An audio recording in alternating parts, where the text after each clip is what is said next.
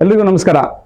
ಈಗಾಗಲೇ ನಮ್ಮ ಜಗತ್ತಿನಲ್ಲಿ ಬಹು ಚರ್ಚಿತ ವಿಚಾರ ಅಂತಂದ್ರೆ ಧರ್ಮಗಳ ನಡುವೆ ನಡೀತಿರುವಂತಹ ಯುದ್ಧ ಇರಬಹುದು, ಅಥವಾ ಧರ್ಮಗಳ ಅತಿಯಾದ ವ್ಯಾಮೋಹ ಇರಬಹುದು, ಅಥವಾ ಒಂದು ಧರ್ಮದಿಂದ ಇನ್ನೊಂದು ಧರ್ಮಕ್ಕೆ ಬದಲಾಯಿಸುವಂತಹ ಪರಿವರ್ತನೆ ಮಾಡುವಂತಹ ಒಂದು ಕೆಲಸ ನಡೀತಾ ಇದೆ.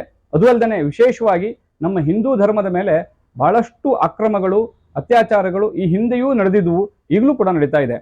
ಜಗತ್ತಿನ ಅತ್ಯಂತ ಶ್ರೇಷ್ಠ ಧರ್ಮ ಅಂದ್ರೆ ಅದು ಹಿಂದೂ ಧರ್ಮ, ಅರ್ಥಾತ್ ಸನಾತನ ಧರ್ಮ. ಯಾಕೆಂದ್ರೆ ಇಡೀ ಜಗತ್ತಿನಲ್ಲಿ ವಿಶ್ವ ಭ್ರಾತೃತ್ವವನ್ನು ಸಾರದಂತ ಧರ್ಮ ಯಾವುದಾದ್ರೂ ಇದ್ರೆ ಅದು ಸನಾತನ ಧರ್ಮ. ಜೊತೆಗೆ ಇಡೀ ದೇಶವೇ, ಇಡೀ ಜಗತ್ತೇ ನನ್ನ ಕುಟುಂಬ ಅಂತ ಭಾವಿಸಬೇಕು ಅಂತ ಒಂದು ಸಂದೇಶವನ್ನು ಕೊಟ್ಟಂತ ಧರ್ಮ ಯಾವುದಾದ್ರೂ ಇದ್ರೆ ಅದು ಸನಾತನ ಧರ್ಮ.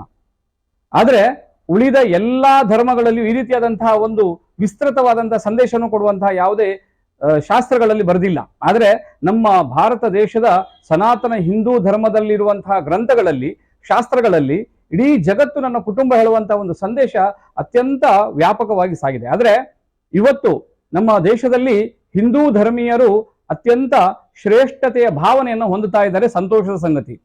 ಅದರ ಆಚೆ ನಾವು ನೋಡಿದ್ರೆ ಔರಂಗಜೇಬ ಹೇಳುವಂತಹ ಅತ್ಯಂತ ಮೊಘಲರ ಕ್ರೂರಿ ರಾಜ ನಮ್ಮ ಹಿಂದೂ ಸಾಮ್ರಾಜ್ಯವನ್ನ ನಾಶ ಮಾಡಿ, ಹಿಂದೂಗಳನ್ನ ಸಂಪೂರ್ಣ ನಾಶಗೊಳಿಸಿ ಭಾರತವನ್ನ ಇಸ್ಲಾಮೀಕರಣಗೊಳಿಸಬೇಕು ಅಂತ ಹೊರಟಿದ್ದ.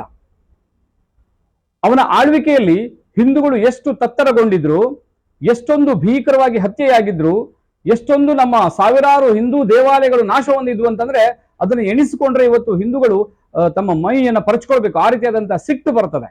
ಆದ್ರೆ ಅದಕ್ಕೆ ನಮ್ಮ ದೈವರ ಅನುಗ್ರಹ ಏನೋ ಗೊತ್ತಿಲ್ಲ, ಸರಿಯಾಗಿ ಪ್ರತಿಸ್ಪರ್ಧಿಯಾಗಿ ಹಿಂದವಿ ಸಾಮ್ರಾಜ್ಯವನ್ನ ಸ್ಥಾಪನೆ ಮಾಡಬೇಕು, ಸ್ವರಾಜ್ಯವನ್ನ ನಿರ್ಮಾಣ ಮಾಡಬೇಕು ಅನ್ನುವಂಥ ಕನಸನ್ನ ಹೊತ್ತು ಶಿವಾಜಿ ಮಹಾರಾಜರ ಜನನ ಆಗತ್ತೆ. ಇವತ್ತು ನಮ್ಮ ಮನೆಗಳಲ್ಲಿ ನಾವು ಸ್ಮರಿಸಬೇಕಾದಂತಹ ಒಂದು ಮಹಾರಾಜರು ಅಥವಾ ಒಂದು ಕ್ಷಾತ್ರ ಪುಂಜ ಅಂತಂದ್ರೆ ಅದು ಶಿವಾಜಿ ಮಹಾರಾಜ್. ಶಿವಾಜಿ ಮಹಾರಾಜರು ಅವರ ತಾಯಿಯ ಒಂದು ಆ ಪೋಷಣೆಯಲ್ಲಿ ಹೇಗೆ ಬೆಳೀತಾರೆ ಅಂತಂದ್ರೆ, ಪ್ರತಿ ದಿನ ಜೀಜಾಬಾಯಿ ತಾಯಿ ಅವರಿಗೆ ರಾಮಾಯಣದ ಕಥೆಗಳನ್ನು, ಮಹಾಭಾರತದ ಕಥೆಗಳನ್ನು, ವೀರ ಪುರುಷರ ಕಥೆಗಳನ್ನ ಹೇಳ್ತಾ ಅವರಲ್ಲಿ ಆ ಧಾರ್ಮಿಕವಾದಂತಹ ಭಾವನೆಗಳನ್ನ, ಧರ್ಮದ ಬಗ್ಗೆ ಅತ್ಯಂತ ಶ್ರೇಷ್ಠವಾದ ಮನೋಭಾವನೆಯನ್ನು ಬೆಳೆಸ್ತಾಳೆ. ಆ ಶಿವಾಜಿ ಮಹಾರಾಜರು ನನ್ನ ಧರ್ಮವನ್ನು ಉಳಿಸಬೇಕು, ನನ್ನ ದೇಶವನ್ನು ಉಳಿಸಬೇಕು, ಸ್ವರಾಜ್ಯವನ್ನ ನಿರ್ಮಿಸಬೇಕು, ಈ ಮೊಘಲರ ಈ ಒಂದು ಮುಷ್ಟಿಯಿಂದ ನಮ್ಮ ದೇಶವನ್ನು ಬಿಡುಗಡೆಗೊಳಿಸಬೇಕು ಅನ್ನುವಂತ ಒಂದೇ ಒಂದು ಆಸೆಯಿಂದ ಸಾಮ್ರಾಜ್ಯವನ್ನ ಕಟ್ಟೋದಿಕ್ಕೆ ಹೊರಡ್ತಾರೆ. ಆದ್ರೆ ಅವರಿಗೆ ತನ್ನ ಊರಿನಲ್ಲಿಯೇ ಅವರಿಗೆ ಯಾವ ಬೆಂಬಲವೂ ಸಿಗೋದಿಲ್ಲ. ಇದು ನಾವೆಲ್ಲ ನೋಡ್ತಾ ಇರ್ತೀವಿ. ಈಗ ನಮ್ಗೆ ಇವತ್ತು ಕಾಣಿಸ್ತಾ ಇದೆ, ಅನೇಕ ಜನರು ಹಿಂದುತ್ವಕ್ಕಾಗಿ ಹೋರಾಟ ಮಾಡ್ತಾ ಇದ್ರೆ ಇನ್ನು ಕೆಲವರು ಅದನ್ನ ಗೇಲಿ ಮಾಡೋರಿದ್ದಾರೆ, ಇನ್ನು ಕೆಲವರು ಅದನ್ನ ಯಾಕೆ ಮಾಡ್ಬೇಕಾಗಿತ್ತು ಅನ್ನೋರಿದ್ದಾರೆ, ನಮ್ಗೆ ಯಾಕಪ್ಪ ಈ ಉಸಾಪರಿ ಅನ್ನೋರಿದ್ದಾರೆ. ಅದೇ ಅಂತಹ ಒಂದು ಜನ ಆಗಿನ ಕಾಲದಲ್ಲೂ ಇದ್ರು. ಆದ್ರೆ ಅವರು ಅದನ್ನ ಛಲ ಬಿಡದ ತ್ರಿವಿಕ್ರಮನ ಹಾಗೆ ತನ್ನ ಊರನ್ನು ಬಿಟ್ಟು ಬೇರೆ ಊರಿಗೆ ಹೋಗಿ ಅಲ್ಲಿ ಕೆಲವು ತನ್ನ ವಾರಿಗೆ ಅಂದ್ರೆ ತನ್ನ ಸಮಾನಕಾಲೀನ ಹುಡುಗರನ್ನ ಒಂದಿಷ್ಟು ಗುಂಪು ಕಟ್ಟಿಕೊಂಡು ಆಟ ಆಡಿಸುವುದರ ಮೂಲಕ, ಬೇರೆ ಬೇರೆ ಆಕ್ಟಿವಿಟೀಸ್ ಮಾಡುವುದರ ಮೂಲಕ ಅವರನ್ನ ಧಾರ್ಮಿಕವಾಗಿ ಪ್ರೇರೇಪಣೆಗೊಳಿಸ್ತಾರೆ. ಒಂದು ಚಿಕ್ಕ ತುಕಡಿಯನ್ನ, ಸೈನ್ಯವನ್ನ ಕಟ್ತಾರೆ. ಆ ಸೈನ್ಯದ ಮೂಲಕನೇ ಔರಂಗಜೇಬನಿಗೆ ಸರಿಯಾದ ಉತ್ತರವನ್ನ ಕೊಡ್ತಾ ಔರಂಗಜೇಬನ ಅನೇಕ ಕೋಟೆ ಕೊತ್ತಲಗಳನ್ನ ಗೆಲ್ತಾ ಹೋಗ್ತಾರೆ. ಕೊನೆಗೊಮ್ಮೆ ಔರಂಗಜೇಬನಿಗೆ ಪ್ರತಿಸ್ಪರ್ಧಿಯಾಗಿ ಶಿವಾಜಿ ಮಹಾರಾಜ್ ತನ್ನ ಹಿಂದವಿ ಸಾಮ್ರಾಜ್ಯವನ್ನು ನಿರ್ಮಾಣ ಮಾಡ್ತಾರೆ. ಈ ಒಂದು ಹಿಂದವಿ ಸಾಮ್ರಾಜ್ಯ ನಿರ್ಮಾಣ ಸುಲಭದಲ್ಲಿ ಆಗಿರ್ಲಿಲ್ಲ. ಶಿವಾಜಿ ಮಹಾರಾಜರಿಗೆ ತನ್ನ ಸ್ವಾರ್ಥ ಏನೂ ಇರಲಿಲ್ಲ. ಆದ್ರೆ ಆ ದೇಶಕ್ಕಾಗಿ, ಧರ್ಮಕ್ಕಾಗಿ ತನ್ನ ಪ್ರಾಣವನ್ನೇ ಕೊಡೋದಕ್ಕೂ ಕೂಡ ಸಿದ್ಧವಾಗಿರುವಂತಹ ಶಿವಾಜಿ ಮಹಾರಾಜರು ನಮ್ಮೆಲ್ಲರಿಗೆ ಆದರ್ಶ ಪುರುಷರಾಗಿ ನಿಲ್ತಾರೆ.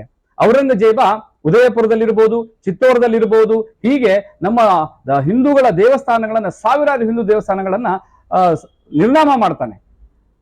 ಅಲ್ಲದೆ ಕಾಶ್ಮೀರಿ ಪಂಡಿತರನ್ನ ಬಲವಂತವಾಗಿ ಹಿಂದೂಗಳನ್ನ ಮುಸ್ಲಿಮರಾಗಿ ಕನ್ವರ್ಟ್ ಮಾಡಬೇಕು ಅಂತ ಹೊರಟಾಗ ಅಲ್ಲಿಯ ಹಿಂದೂಗಳಿಗೆ ಚಿತ್ರಹಿಂಸೆಯನ್ನ ಕೊಡ್ತಾ ಇರಬೇಕಾದ್ರೆ ಅವರೆಲ್ಲರೂ ಹೋಗಿ ಗುರು ಗೋವಿಂದ್ ಸಿಂಗ್ ಅವರ ಹತ್ರ ಬೇಡ್ಕೋತಾರೆ. ಗುರು ಗೋವಿಂದ್ ಸಿಂಗ್ ರವರು ಅಲ್ಲಿ ಅವರಿಗೆ ರಕ್ಷಣೆಗಾಗಿ ಬರ್ತಾರೆ. ಆಗ ಇದೇ ಔರಂಗಜೇಬ ಗುರು ಗೋವಿಂದ್ ಸಿಂಗ್ ಹಾಗೂ ಅವರ ಅನುಯಾಯಿಗಳನ್ನ ಬಲವಂತವಾಗಿ ಒತ್ತೆಯಾಳಾಗಿ ಇಟ್ಕೋತಾರೆ. ಅಲ್ಲಿ ಆ ಗುರು ಗೋವಿಂದ್ ಸಿಂಗ್ರಿಗೂ ಕೂಡ ನೀನು ಮುಸ್ಲಿಂ ಆಗಬೇಕು ಹೇಳುವಂತ ಒಂದು ಒತ್ತಡವನ್ನ ಹೇರ್ತಾರೆ, ಹಿಂಸೆ ಕೊಡ್ತಾರೆ. ಅವರ ಅನುಯಾಯಿಗಳನ್ನ ಅತ್ಯಂತ ಬರ್ಬರವಾಗಿ ಹಿಂಸೆ ಕೊಟ್ಟು ಸಾಯಿಸ್ತಾರೆ. ಕರಗಸದಿಂದ ಜೀವಂತವಾಗಿ ಕೊಯ್ದು ಸಾಯಿಸ್ತಾರೆ. ಅವರ ಅನುಯಾಯಿಗಳನ್ನ ಬಿಸಿ ನೀರಿನಲ್ಲಿ ಕೊತ ಕುದಿಯುವ ಬಿಸಿ ನೀರು ಕೊಪ್ಪಿರಿಗೆಯಲ್ಲಿ ಹಾಕಿ ಅವರನ್ನ ಸಾಯಿಸ್ತಾರೆ, ಅವ್ರ ಕಣ್ಣೆದುರಿಗೆ, ಗುರು ಗೋವಿಂದ ಸಿಂಗ್ರ ಎದುರಿಗೆ. ಆದ್ರೆ ಗುರು ಗೋವಿಂದ್ ಸಿಂಗರು ಇದು ಯಾವುದಕ್ಕೂ ಬಗ್ಗೋದಿಲ್ಲ.